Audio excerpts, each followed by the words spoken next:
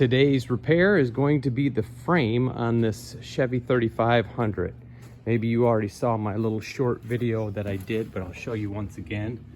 Right there, you can see the frame has a major crack. So this is a clean crack and a break. The whole front of the frame is out by at least 1 inch.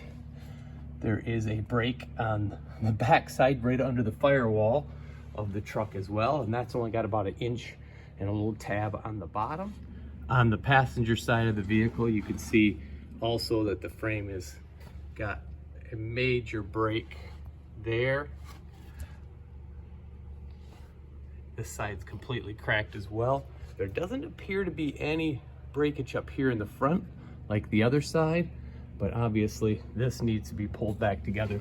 There's at least a 1/4 inch gap in that right there. This all started with just a brake line that had broken and then the hose replacement, and that's when I noticed this. But one thing you want to do, get some good heavy duty blocking to set this on if you're going to do anything like this, because you do not want this falling down on you, and you need everything to be solid and firm.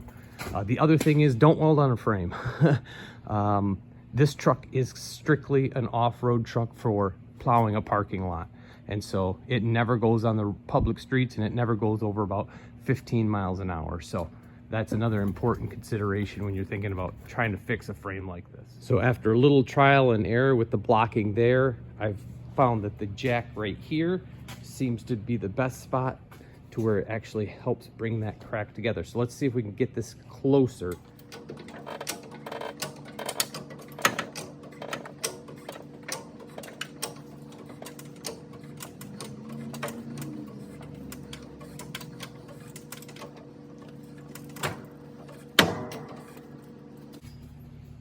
All right, that's pretty close on the top. I think I'm gonna try to anchor the top and then let the weight back down so it pulls it in at the bottom.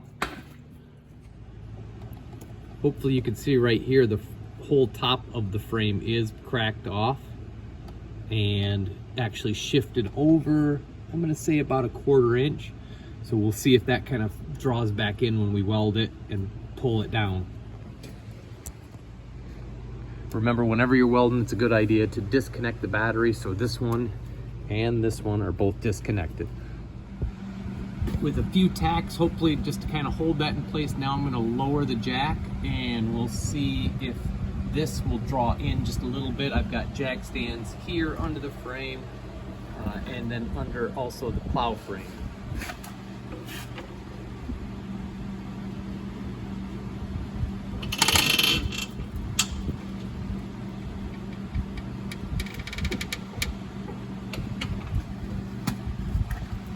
So it did not come in much here. I was hoping for a little bit more, but I think we're only gonna get what we can get on this.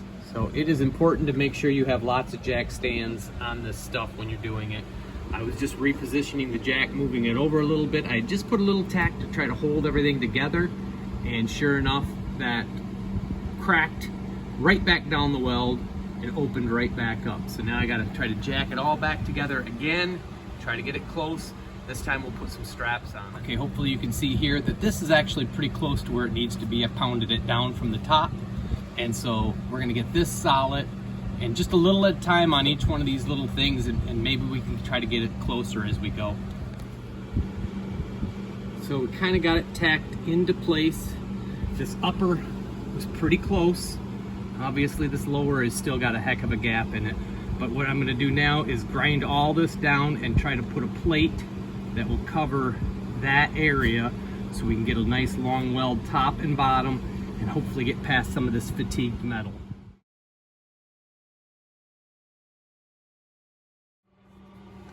Okay, you can see right here, we've got this one all welded in, even welded it to the side of the bracket a little bit, welded at bottom, all 4 sides. Tried to roll it, pound it in as much as I could to get it to take the shape of the frame. So down here, did the same thing, cleaned it up. Here we have another piece of that same material, kind of shaped about as close as I can get it so that it fits pretty snug. And so we're gonna get that in there and weld that one in next. Okay, it's pretty ugly underneath. There's a lot of missing metal, just trying to get it filled in as much as possible. course, on the top there where it's easy to weld, that looks pretty good. So we got it across there. Always try to do vertical ups when you're doing any kind of welding where you're trying to add some strength in. Vertical down always looks nicer, but vertical up is a little stronger. So we're gonna get this little gap right here filled. Maybe just the old bolt trick, put a bolt in there and weld it top to bottom, or maybe we'll try to make it a little nicer. But this is just about where we're gonna leave it for now. We'll let the weight off and see what happens, but then we gotta get back to this one. All right, there's our lower strap completely welded in. So I removed this jack stand, just got the jack underneath the plow, so we're just gonna kind of lower it down. There's what our gap looks like over there. All right, I'm gonna start to lower the jack a little bit.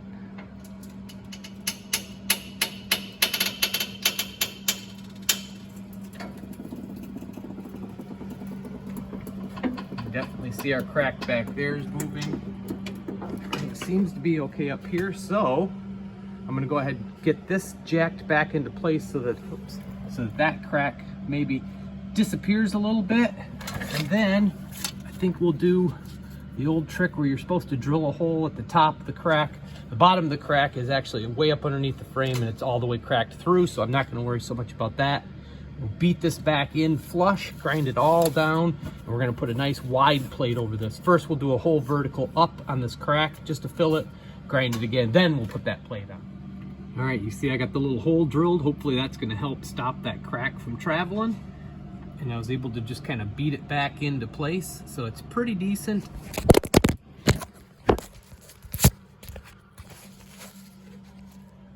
Sorry about that, but you can see underneath, broken all the way through and then up the other side. But without going in and taking a bunch of stuff out, we are only going to patch the outside of this just to try to keep it together for one more plow season. Okay, our vertical up is done. We're going to grind that down a little bit and fit a plate over it now. All right, with this all prepped up, next thing I did is got a 6x4 steel 1/4-inch plate and kind of beat it. You can see around a piece of pipe. And so what we want to do is have that in there like that with very little rocking. We don't want it to rock around. We want it to be nice and tight to the steel. So we'll get that tacked in, tap a few spots just to pull it in a little bit better. And then this side should be just about done. This plate is in. And I was also able to go underneath and weld just a little bit of that crack. So this end of the frame is actually aligned up pretty nicely. So we're gonna get everything buttoned up here that we were doing with the brake job and then move over and do the other side. So this poor truck, I tell you, it is beat. I know this doesn't have anything to do with the frame repair, but when I was actually getting ready to just finish up this brake job, I noticed that the caliper was kind of loose. Well, the bolt is just not even in. So gotta get that put back in and tightened all up. Man, it just never ends with this thing. So you can easily see the crack there. You can also see where somebody else has welded it in the past, but the crack follows the weld right down to that factory hole, and then it's just a fresh crack from there down and under the frame. So that one I knew, but then I saw this one over here. It is right by the brake hose bracket, just like the other side. This one is not quite as bad, so we're gonna do the exact same thing. Go from here right across with a nice big strap. We'll push this back into place and weld it, grind it down. So, more to weld. So the passenger side isn't quite as bad as the driver's side, but we're gonna do very similar, just a piece of strap that's kind of bent to have about the same angle as the frame. We'll go well past the crack on either side and get that in. So back up here on the front, you can see right there where that crack is just spreading. It's heading right over to the bolt hole that holds the hose bracket on. So we're just gonna try to put some cover welds over that to hold it all together. So you see on this side, I'm just using a short strap there on the bottom, totally covering the crack. So here's our last piece. You can see it's got a little bend on it, going right in, right up against the upper control arm. and then kind of trying to fill in that gap. Actually, it's gonna go just a pinch lower, but that should hold it pretty good and get plenty past. There's where our original crack was, so we'll get into some, hopefully some good solid frame that doesn't have all that stress on it. Okay, got the plates both welded on, put just a little bit of paint on it, just to give it. The reason I said it was a good thing is because we just got hit with a pretty good storm, probably 6 inches here or there. Let's plow.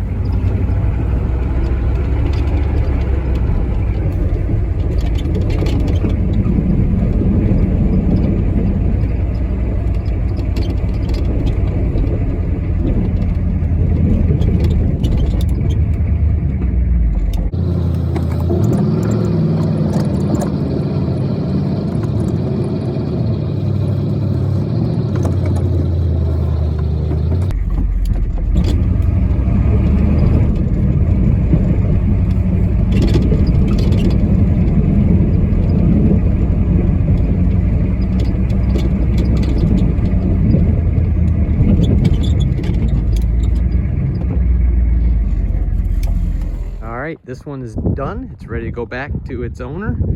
And as you can see, we plowed some snow and the frame didn't re-break.